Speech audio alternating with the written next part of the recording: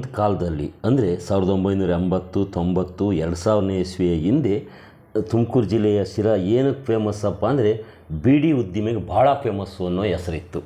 ಈಗಲೂ ಕೂಡ ಬೀಡಿ ಉದ್ದಿಮೆ ಸಾಕಷ್ಟು ವಿಸ್ತಾರವಾಗೇ ಇದೆ, ಆದರೆ ಆಗಿನಷ್ಟು ವಿಸ್ತಾರವಾಗಿ ಈಗ ಉಳಿದಿಲ್ಲ.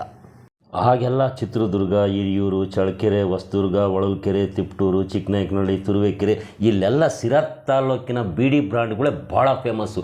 ಹಾಗೆಲ್ಲ ಸಿರಾದ ಬೀಡಿ ಬ್ರ್ಯಾಂಡ್ಗಳ ಪ್ರಚಾರದ ಅಬ್ಬರ ಹೇಗಿರ್ತಿತ್ತಪ್ಪ ಅಂದರೆ, ನಾವಾಗ ತಿಪಟೂರಿನಲ್ಲಿ ಡಿಗ್ರಿ ಓದ್ತಾ ಇದ್ವಿ. ತಿಪಟೂರಿನ ಗಣೇಶ ಅಂದರೆ ಭಾಳ ಫೇಮಸ್ಸು. ಆ ತಿಪಟೂರಿನ ಗಣೇಶನ ವಿಸರ್ಜನೆಗೆ ಮುನ್ನ 2 ದಿನ ಊರಿನಲ್ಲಿ ಅದನ್ನು ಮೆರವಣಿಗೆ ಮಾಡ್ತಾಯಿದ್ರು. ಈ ಟೈಮಲ್ಲಿ ಇಡೀ ರಾತ್ರಿನಲ್ಲಿ ಮತ್ತು ಹಗಲಿನಲ್ಲೂ ಕೂಡ ಮೆರವಣಿಗೆ ನಡೀತಾನೆ ಇರ್ತಿತ್ತು. ಈ ಟೈಮಲ್ಲಿ ಬೀಡಿನವರು ತಮ್ಮ ಬ್ರ್ಯಾಂಡ್ಗಳ ಪ್ರಚಾರಕ್ಕಾಗಿ ಲಾರಿನಲ್ಲಿ ಬಂದು ಲಾರಿನಲ್ಲಿ ಅಟ್ಟಣಿಗೆ ಹಾಕಿ ಅದರ ಮೇಲೆ ಹುಡುಗಿರನ್ನ ಬಿಟ್ಟು ಕುಣಿಸ್ತಾ ತಮ್ಮ ಬೀಡಿಯ ಪ್ರಚಾರಗಳನ್ನು ಮಾಡ್ತಿದ್ರು. ಉದಾಹರಣೆಗೆ ದೀಪಕ್ ಬೀಡಿ, ನಟರಾಜ್ ಬೀಡಿ, ವಿಶ್ವಾಸ್ ಬೀಡಿ, ಉಪಕಾರ ಬೀಡಿ, ಹೀಗೆ ಆ ಬೀಡಿಗಳನ್ನು ಪ್ರಚಾರ ಮಾಡಲಿಕ್ಕೆ ಹುಡುಗಿರು ಕುಣಿತ ಚೀಲ್ಗಟ್ಟಲೆ ಬೀಡಿಗಳನ್ನು ನೋಡ್ತಿದ್ರಲ್ಲ ಜನಗಳಿಗೆ ಎಸ್ತು ಸೇರಿಸೋದ್ರ ಮೂಲಕ ತಮ್ಮ ಬ್ರ್ಯಾಂಡಿನ ಪ್ರಚಾರವನ್ನು ಮಾಡ್ತಾಯಿದ್ರು. ಹಾಗೆಲ್ಲ ಸಿರಾ ತಾಲೂಕಿನ ಬಹುತೇಕ ಮಹಿಳೆಯರು ಬೀಡಿ ಕಟ್ಟುವುದನ್ನೇ ತಮ್ಮ ಕಾಯಕವನ್ನಾಗಿ ಮಾಡಿಕೊಂಡಿದ್ರು. ಆರಂಭದಲ್ಲಿ ಕೃಷಿ ಬದುಕಿನ ನಡುವೆ ಬಿಡುವಿನಲ್ಲಿ ಬೀಡಿ ಕಟ್ಟುವುದನ್ನು ಶುರು ಮಾಡಿದರು. ಆದರೆ ಮತ್ತೆ ಆವರಿಸ್ತಿದ್ದಂತಹ ಬರದಿಂದಾಗಿ ಕೃಷಿ ಚಟುವಟಿಕೆಗಳು ಇಲ್ಲವಾಗಿ ಬೀಡಿ ಕಟ್ಟುವುದನ್ನೇ ಸಂಪೂರ್ಣ ನಿತ್ಯದ ಉದ್ಯೋಗವನ್ನಾಗಿ ಮಾಡಿಕೊಂಡಿದ್ರು. ಅದೇ ಅವರ ಜೀವನಾಧಾರ ಕೂಡ ಆಗಿತ್ತು. ಇವತ್ತು ಸಿರಾ ತಾಲ್ಲೂಕಿನವರು 1980, 90, 2000ನೇ ಇಸ್ವಿನಲ್ಲಿ ಓದಿ ಸರ್ಕಾರಿ ಉದ್ಯೋಗದಲ್ಲಿದ್ದಾರೆ ಅಥವಾ ಖಾಸಗಿ ಉದ್ಯೋಗದಲ್ಲಿ ಉನ್ನತ ಸ್ಥಾನದಲ್ಲಿದ್ದಾರೆ ಅಂದರೆ ಅವರ ಓದಿಗೆ ಕಾರಣವಾಗಿದ್ದೇ ಈ ಬೀಡಿ ಕಟ್ಟುವ ಕಾಯಕ.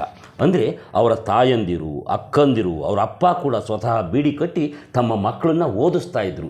ಬೇರೆ ದಾರಿಗಳೇ ಇರಲಿಲ್ಲ. ಹೀಗಾಗಿ ಇವತ್ತು ಸರ್ಕಾರಿ ಉದ್ಯೋಗ ಅಥವಾ ಖಾಸಗಿ ಉದ್ಯೋಗದಲ್ಲಿ ಉತ್ತಮವಾಗಿ ದುಡಿತಿದ್ದಾರೆ ಅಥವಾ ಅವರ ಶೈಕ್ಷಣಿಕ ಪ್ರಗತಿಗೆ, ಉದ್ಯೋಗದ ಪ್ರಗತಿಗೆ ಕಾರಣವಾಗಿದೆ ಅಂದರೆ ಅದಕ್ಕೆ ಬೀಡಿ ಕಟ್ಟುವುದು ಮುಖ್ಯ ಕಾರಣ. ಅದನ್ನು ಅನೇಕರು ಕೂಡ ಇವತ್ತಿಗೂ ಕೂಡ ನೆನೆಸ್ಕೊಳ್ತಾರೆ.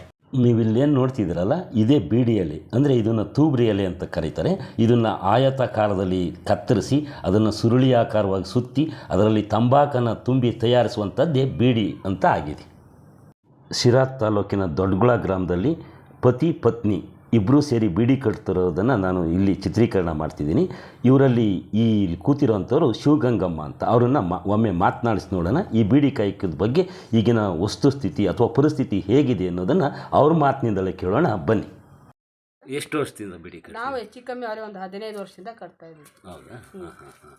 ಇದು ಎಲೆ, ಈ ತಂಬಾಕು ಎಲೆ ಯಾರು ಕೊಡ್ತಾರೆ? ಇವರು ಚನ್ನನ್ ಕುಂಟೆಯವರು, ಎಂಜರಪ್ಪ ಅಂತೇಳಿ. ಇಲ್ಲ, ನಮ್ಮ ದೊಡ್ಡಗುಳಕ್ಕೆ ಬರ್ತಾರೆ. ನಾವು ವಾರಕ್ಕೆ 6 kg ಎಲೆ ಕಟ್ತೀವಿ. ಅಂದರೆ ಒಂದು 12,000 ಬೀಡಿ ಕೊಡಬೇಕು. 240 ರೂಪಾಯಿ ರೇಟು. ಒಂದು 600, 2,500 ಬರುತ್ತೆ. ಎಲ್ಲ ಖರ್ಚೆಲ್ಲ ಹೋಗ್ಕೊಂಡು ವಾರಕ್ಕೆ ಪ್ರತಿ ಗುರುವಾರ ನಾವು ಡೈಲಿ 2,500 ಒಟ್ಟಿಗೆ ನಾವು ಕೆಲಸದ ಮೇಲೆ ಡಿಪೆಂಡ್ ಆಗುತ್ತೆ. 3,000 ಕಟ್ಬೋದು, 3,500 ಕಟ್ಬೋದು. ನಾವು ಮನೆ ಕೆಲಸ ಎಲ್ಲ ಮಾಡ್ಕೊಂಡು ಒಂದು 2,500 ಇಬ್ಬರು ನಮ್ಮ ಮನೆಯವರು ನಾವು 2,500 ಹಾಕ್ಕೊಂತೀವಿ. ಒಟ್ಟಿಗೆ ಒಂದು ವಾರಕ್ಕೆ ಒಂದು 2,600, 2,500 ಬಟ್ಟೆ ತಗೊಳ್ತೀವಿ. ಇದರಿಂದ ನಮ್ಗೆ ಅನುಕೂಲ ಆಗಿದೆ ಬೀಡಿ ಕೆಲಸದಿಂದ ನಮ್ಗೆ. ಯಾಕಂದ್ರೆ ನಾವು ಎಷ್ಟು ಕಷ್ಟ ಮಾಡ್ತೀವಿ ಅಷ್ಟು ದುಡ್ಡು ತಗೋಬೋದು ಇದರಲ್ಲಿ. ತಗೋಬೋದು. ಅಂದರೆ ನೈಟ್ ಮಾಡಿದ್ರೆ ಇನ್ನೂ ಆಗುತ್ತೆ. ನಾವು ನೈಟ್ ಮಾಡಲ್ಲ, ನಮಗೆ ರೂಢಿ ಇಲ್ಲ. ಸಂಜೆ 6 ಗಂಟೆವರೆಗೆ ಮಾಡಿಬಿಡ್ತೀವಿ, ಎತ್ತಿಕ್ಕೊಂಬಿಡ್ತೀವಿ.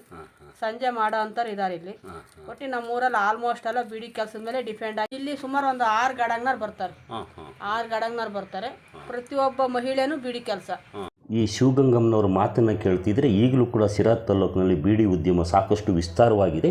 ಇದನ್ನೇ ಕಾಯಕ ಮಾಡಿಕೊಂಡಿರುವಂತಹ ಅನೇಕ ಮಹಿಳೆಯರು ಮತ್ತು ಪುರುಷರು ಕೂಡ ಹಳ್ಳಿಗಳು ಇದ್ದಾರೆ ಅನ್ನೋದು ಅರ್ಥವಾಗ್ತದೆ. ನಾನು ಹಳೆಯ ವೈಭವವನ್ನು ಹೇಳಿದೆ, ಆದರೆ ಶಿವಗಂಗಮ್ಮನವರು ಪ್ರಸ್ತುತ ಸ್ಥಿತಿಯನ್ನು ಅರ್ಥಪೂರ್ಣವಾಗಿ ತಿಳಿಸಿದರು ಅಂತ ನಾನಾದರೂ ಭಾವಿಸಿದ್ದೀನಿ. ಈ ವಿಡಿಯೋ ನಿಮಗೆ ಇಷ್ಟವಾಗಿದ್ದರೆ ಒಂದು ಲೈಕ್ ಮಾಡಿ. ಮತ್ತು ನೀವು ನೋಡುತ್ತಿರುವ ನೇಟಿವ್ ನೆಸ್ಟ್ ಯೂಟ್ಯೂಬ್ ಚಾನಲ್ಗೆ ಇನ್ನೂ ಸಬ್ಸ್ಕ್ರೈಬ್ ಮಾಡ್ಕೊಂಡಿಲ್ಲ ಅಂದರೆ ದಯವಿಟ್ಟು ಸಬ್ಸ್ಕ್ರೈಬ್ ಮಾಡ್ಕೊಳ್ಳಿ.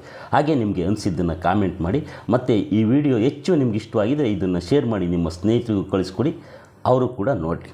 ಮತ್ತು ಯಾರಾದರೂ ಕೂಡ ಬೀಡಿ ಕಾರ್ಮಿಕರ ಮಕ್ಕಳಿದ್ದು ಇವತ್ತು ಉನ್ನತ ಸ್ಥಾನದಲ್ಲಿದ್ದರೆ ದಯವಿಟ್ಟು ಅವರು ಕಾಮೆಂಟನ್ನು ಮಾಡಿ. ನಮಸ್ತೆ.